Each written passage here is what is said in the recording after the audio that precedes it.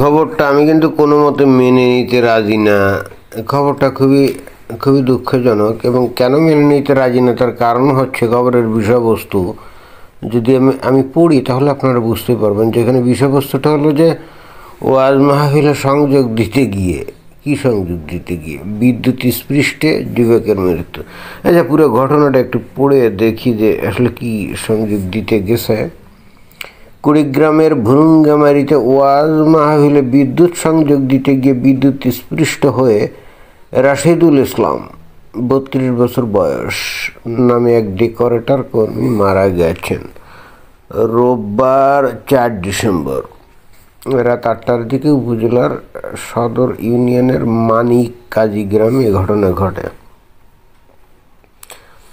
তারপরে বলছে যে রাশেদুল ইসলাম পার্শ্ববর্তী নাগেশ্বরী উপজেলার পৌরসভার ৫ নং ওয়ার্ডের পাখির মোড় এলাকার আবুল কালামের ছেলে। স্থানীয়রা জানান, ভুরুঙ্গামারীর সদর ইউনিয়নের মানিক কাজী জামিয়াতুল ওলম আল ইসলামিয়া নুরানি ও হাফিজিয়া মাদ্রাসার উদ্যোগে একটি ওয়াজ মাহফিলের আয়োজন করা হয়।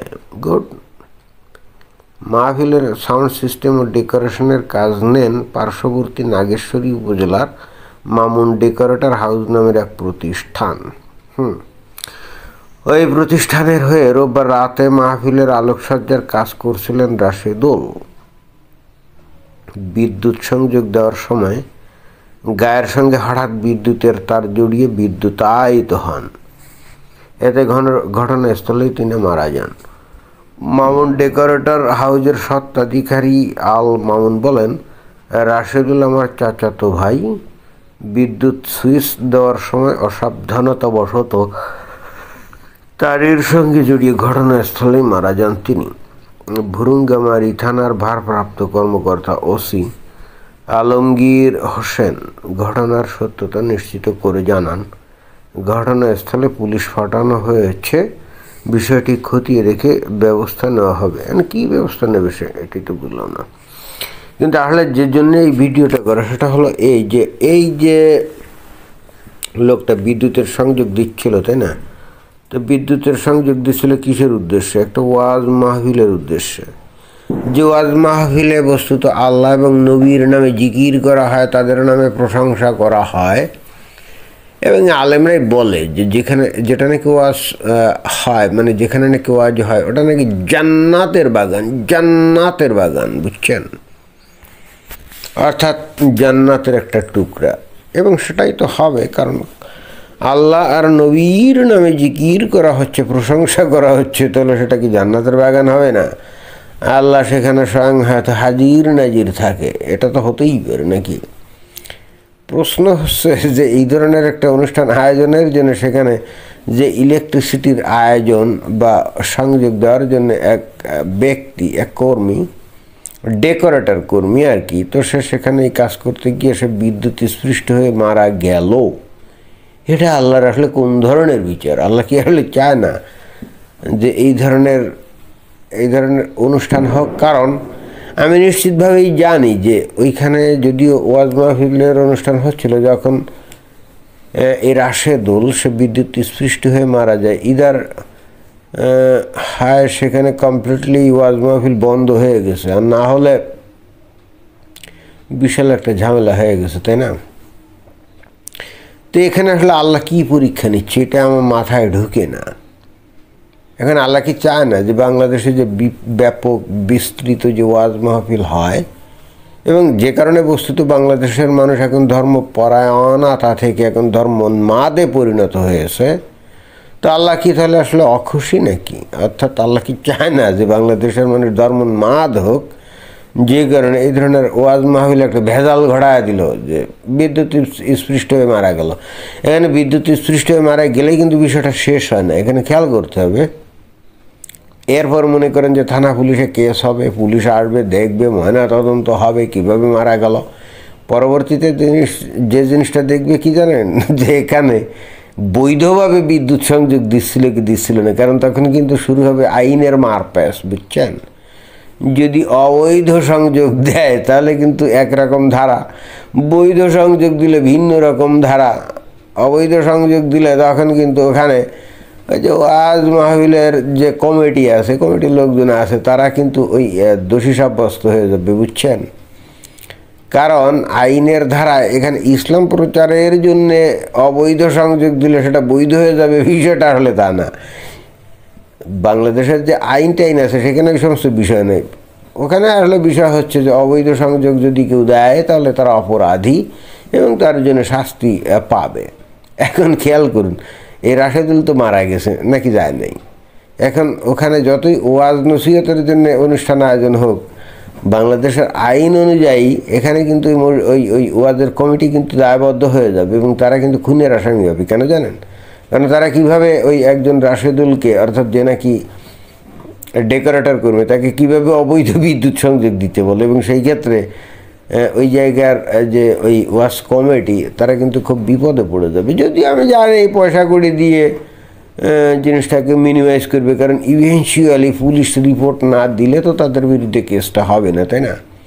এখানে পুলিশরা ওরাও তো মমিন মুসলমান নাকি নাকি ওরা ইহুদি নাসারা কাবে? না, তা তো না, ওরা কিন্তু মমিন মুসলমান এবং এই সমস্ত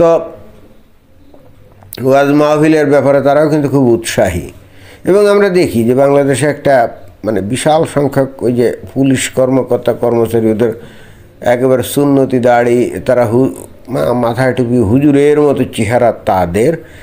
সুতরাং যদিও ওটা ওয়াজ মাহফিল, আল্লাহ নবীর নামে জিকির হবে, প্রশংসা হবে, সেখানে বৈধ হোক অবৈধ হোক পুলিশ কিন্তু বিষয়টা এইভাবেই কেস সাজাবে, অসুবিধা নাই, ঠিক আছে, ওটা বৈধ সংযোগী ছিল ইত্যাদি ইত্যাদি করে কেসটাকে কিন্তু হালকা করে ফেলবে, কারণ বিষয়টা তো ইসলাম, রাইট?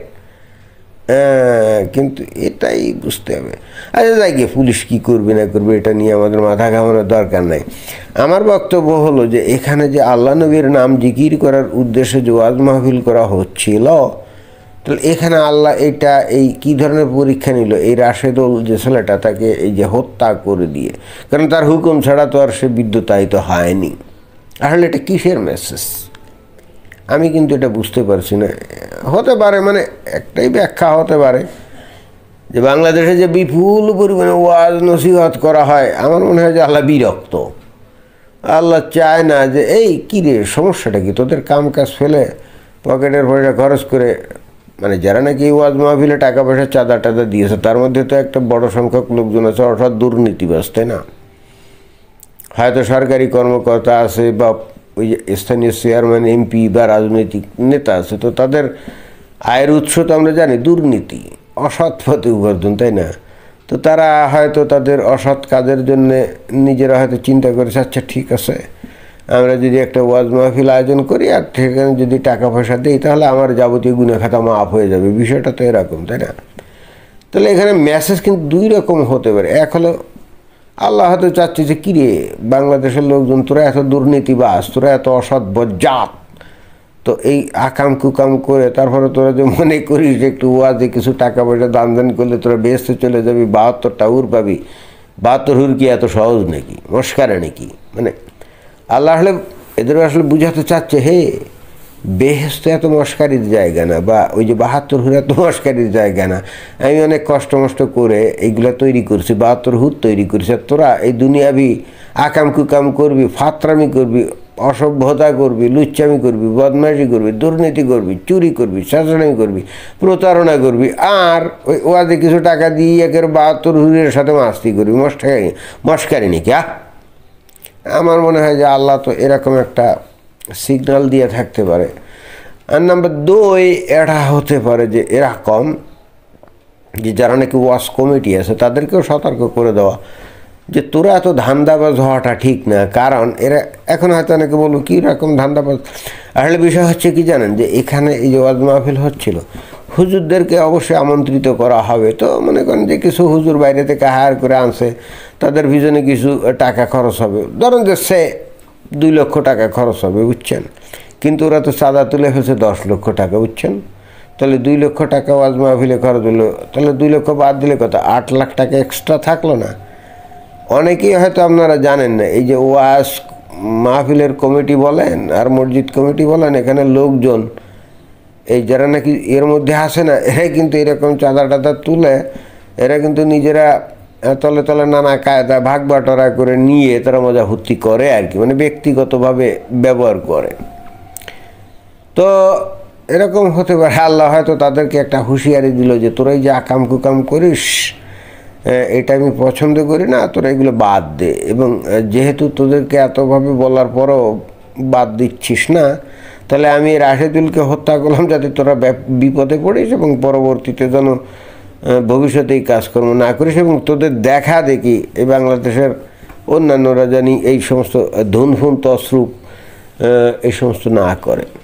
তবে পরিশেষে আমার কাছে একটা বিষয় খুবই মানে অদ্ভুত লাগছে। ইটস ওকে, ফাইন, ম্যানেজিং কমিটিকে শিক্ষা দেওয়ার জন্য আল্লাহ এগুলো করতে পারে, বাট রাশেদুলের দোষটা কি? এ বেচারা তো মরে গেল, তো ফ্যামিলি ছিল, 32 বছর বয়স, তাহলে তার ইয়াং স্ত্রী আছে, হয়তো দিয়ে একটা বাচ্চা কাচ্চা হতো, তাহলে তাদের কি হবে? এখানে তাদের উপরে কী পরীক্ষা আল্লাহ করলো? এ তো সরকারি চাকরি বাকরিও করে না যে মরে গেলে সরকার থেকে কোনো ক্ষতিপূরণ পাবে টাবে, বিষয়টা তো এমন না। তাহলে এখানে তার যে স্ত্রী 2 দিন পরে তো অন্যের হাত ধরে ভেঙে যাবে, তাহলে ওই বাচ্চা কাচ্চা যেগুলো থাকবে তো এতিম শিশু হয়ে যাবে নাকি? তাহলে এইগুলো আসলে কী পরীক্ষা করলো আল্লাহ? খুবই ইন্টারেস্টিং। আপনারা কি মনে হয় এই রাশেদুল্লাহর উপরে কি এই ধরনের কোনো পরীক্ষা করলো কি না? কিন্তু এই পরীক্ষায় তো তার বাচ্চা কাচ্চা বিপদে পড়ে গেল, তাহলে যে পরীক্ষা একজনের উপর করার পর অন্য মানুষ বিপদের মধ্যে পড়ে গেল, এটা আসলে কোন ধরনের পরীক্ষা? এটাই তো বুঝলাম না। তবে চূড়ান্তভাবে এটা বলতেই হবে যে ইসলামের খেদমত করতে গিয়ে যেহেতু ওই বিদ্যুৎ দিয়ে স্পৃষ্ট হয়ে মারা গেছে, তাহলে এ নিজে কিন্তু ব্যস্ত কনফার্ম, মানে বেঁচে যাবে এই ব্যাপারে কোনো সন্দেহ নাই। এবং ইতিমধ্যেই যে ওই যেহেতু বেঁচে চলেই গেছে 72 হুরের সাথে, তো সে মোটামুটিভাবে খেলা শুরু করে দিয়েছে নাকি, এবং দুনিয়ার কথা কিন্তু ভুলে গেছে। তার যে বউটাও ছিল, বাল বাচ্চা ছিল, এগুলোর মনিটরে নাই, কারণ এখন তার ইমানদণ্ড মানে উত্থিত শক্ত অবস্থায় আছে, যেটা নাকি ওই যে হুদদের সাথে মোটামুটি ব্যস্ত আছে, হুদদেরকে সন্তুষ্ট করার কাজে নাকি, তার আর দিন দুনিয়ার কোনো খবর নাই। এদিক দিয়ে রাশেদুল ভাগ্যবান বলাই যায় নাকি, কারণ সে ধর এমনি মারা যায় না, সে তো আল্লাহ নবীর নাম জিকির হবে যে অনুষ্ঠান, সেখানে বিদ্যুৎ সংযোগ দিতে গিয়েই মারা গেছে, তাহলে অবশ্যই সে শহীদই হবে নাকি। সেক্ষেত্রে সে ব্যক্তিগতভাবে মানে বিশাল লাভবান, এটা বলাই যায়। আপনারা কি বলেন? ধন্যবাদ।